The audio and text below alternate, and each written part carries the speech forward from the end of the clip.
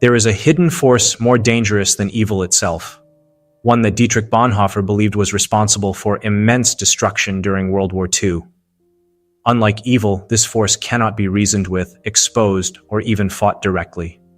It spreads silently, rendering people blind to truth and immune to logic.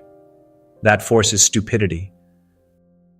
But why did Bonhoeffer see stupidity as a greater threat than evil? Why did he describe it not just as an intellectual failure, but as a moral and social crisis? In this video, I will break down Bonhoeffer's insights, helping you recognize the signs of stupidity in others, and perhaps even in yourself.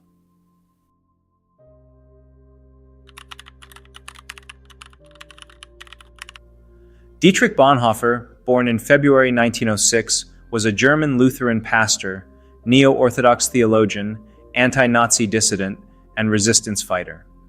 For years, he tried to change minds. He spoke out against growing hatred, blind obedience, and the way people turned a blind eye to the cruelty happening around them. He believed that if he could just make them see, just make them understand, they would wake up.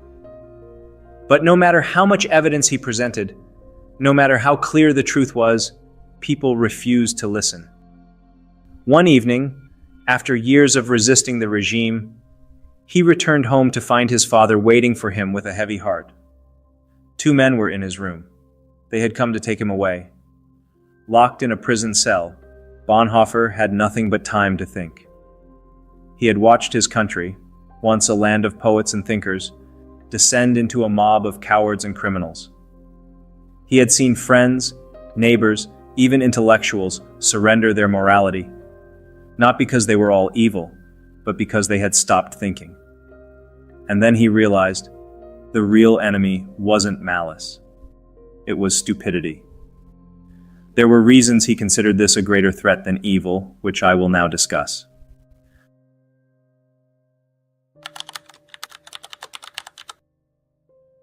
Evil, according to Bonhoeffer, can be confronted. It can be exposed, fought, and even defeated. There is always a way to resist it because at its core, evil knows what it is. Even the worst of people deep down recognize that what they are doing is wrong. This is why evil carries within itself the seed of its own destruction. It leaves behind a sense of unease, a lingering guilt that can be exploited and overturned. But stupidity? Stupidity is immune. Immune to logic, blind to reason, and deaf to truth. It does not engage, it simply refuses to see. You can argue with a malicious person, but you cannot argue with a stupid one because they do not recognize facts. They dismiss them. They do not debate. They mock. And most dangerously, they are utterly convinced of their own rightness. This is what makes stupidity more dangerous than malice.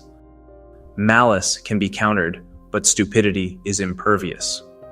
Martin Luther King Jr. said something very similar. Nothing in the world is more dangerous than sincere ignorance and conscientious stupidity. The most terrifying aspect of stupidity is that it often operates unconsciously. People who act foolishly do not even realize it. They believe they are right. They cling to their views with such certainty that no argument, no evidence, no rational explanation can shake them. Instead of questioning their beliefs, they double down, becoming even more rigid. As Mark Twain famously said, "Never argue with stupid people. They will drag you down to their level and then beat you with experience." We have all encountered different kinds of stupid people who use dismissive slogans whenever we try to engage with them. They say things like "whatever" or "I don't care," their way of avoiding the reality of their own stupidity. It is frustrating, much like dealing with a narcissist, because they will never change. But the danger of stupidity extends beyond the individual level. It spreads within society like a sickness. It infiltrates groups, movements, and systems that demand obedience. The power of one depends on the stupidity of the many. This is why mass stupidity so often accompanies rising authoritarianism. People do not lose their intelligence. They surrender it. They give up their independence in exchange for belonging. They stop thinking critically and start repeating whatever they are told. And once a person has surrendered their mind, there is no limit to what they can be made to do. They will commit evil and never see it as evil They will spread lies and call it truth. They will destroy lives, convinced they are on the right side of history. This is why stupidity is not just frustrating, it is dangerous. It is a weapon in the hands of those who know how to use it. And perhaps the most chilling realization? You cannot fix it with reason. To combat it, we must first understand the true nature of stupidity.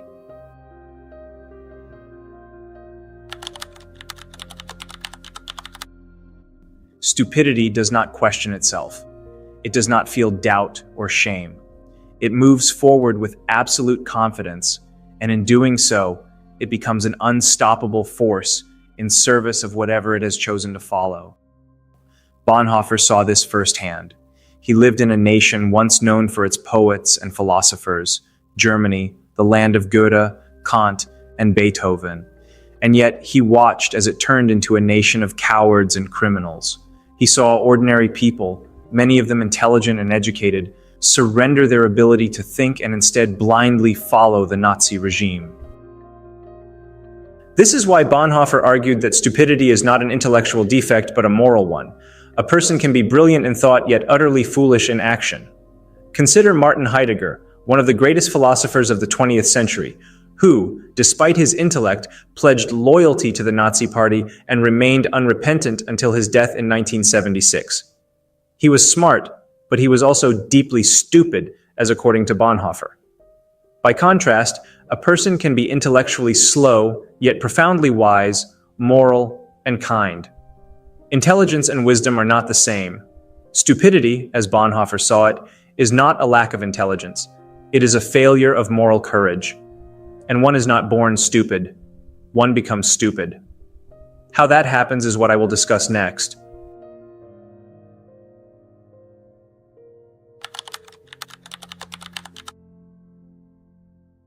Stupidity is a state of mind that arises when a person surrenders their responsibility to think. It is not an inborn trait, but a transformation, a condition that people allow themselves to fall into. This transformation is not merely personal, it is social. Stupidity thrives in groups, where independent thought is discouraged, where people simply follow orders, conform, and submit to prevailing narratives without question. Bonhoeffer observed how the Nazi regime turned ordinary people into unthinking followers.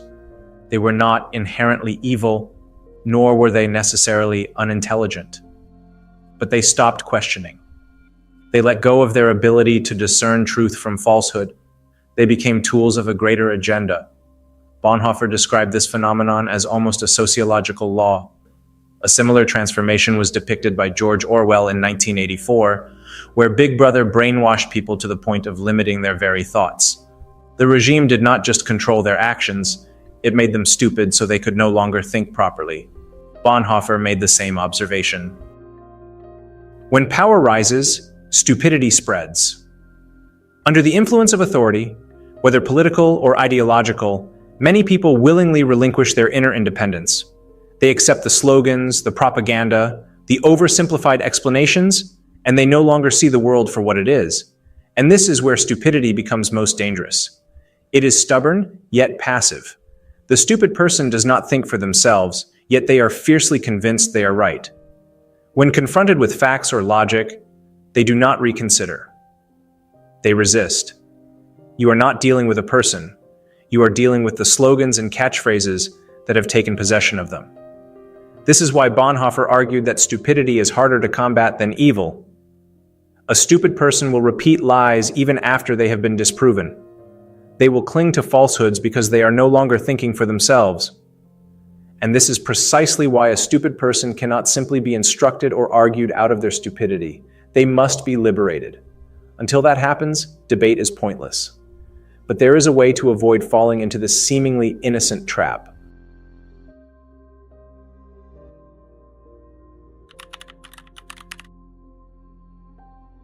If stupidity is not an intellectual deficiency, but a form of mental enslavement, then how can one avoid it? How can a person ensure they do not fall into the trap of blind conformity?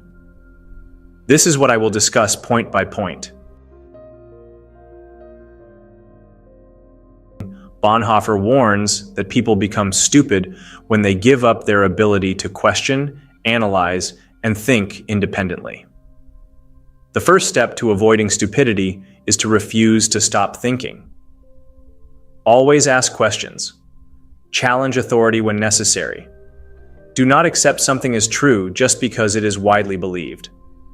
If an idea cannot withstand scrutiny, then it is not worth believing.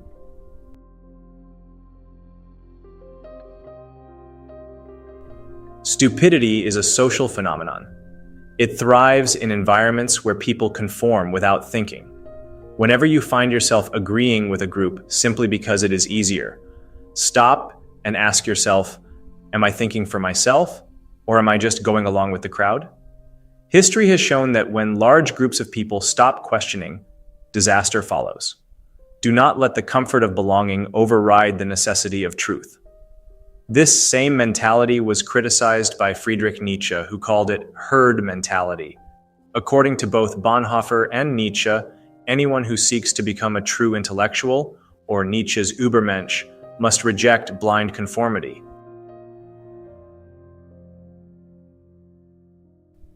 Stupidity is often the result of external influences: propaganda, misinformation, and emotional manipulation. Leaders who rely on stupidity use tactics designed to bypass critical thinking. They appeal to emotions rather than reason. They promote simplistic explanations for complex problems. They discourage independent thought and label dissent as dangerous. If an idea is presented in a way that discourages questioning, it is likely designed to manipulate, not to inform.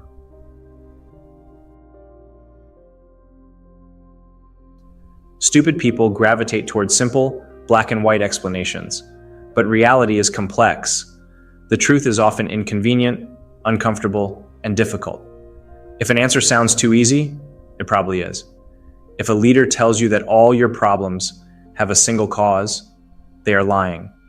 If a movement demands unquestioning loyalty, it is dangerous.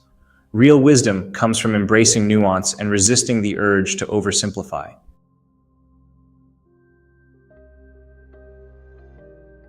Bonhoeffer believed that stupidity cannot be overcome through instruction alone. It requires liberation. People trapped in a system of manipulation and conformity must first be freed externally before they can free their minds.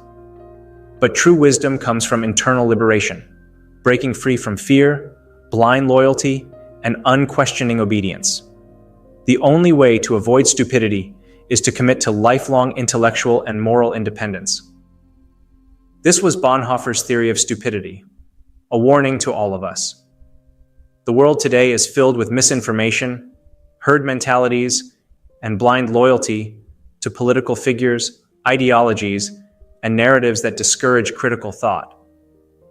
If we do not actively fight for independent thinking, we will not just be battling stupidity, we will be ruled by it. The choice is ours.